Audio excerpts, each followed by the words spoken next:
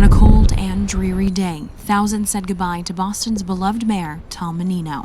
No matter, because he came out in the cold and the rain all the time to the neighborhoods. Officials processing from City Hall to Faneuil Hall began the services, while the public waited patiently in a line that never seemed to end as snow fell. He did a lot. Every corner of Boston you went, his footprints there. And from every corner of the city, people shared stories of a man who loved Boston with all his heart.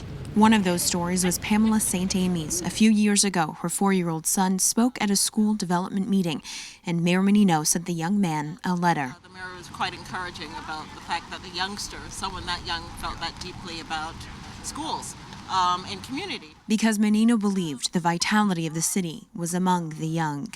He especially worked, every summer to make sure that kids had jobs and internships, and he was just a terrific leader. And because of Menino's involvement with the youth, 14-year-old Jonathan Lopez wanted to pay his respects. He showed his seriousness with his work and everything.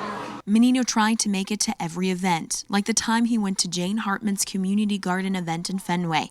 She gave him a basket full of tomatoes. He stayed a half an hour. He talked to all the gardeners. Then about 2 or 3 years later, we had another affair. We invited him, and he came.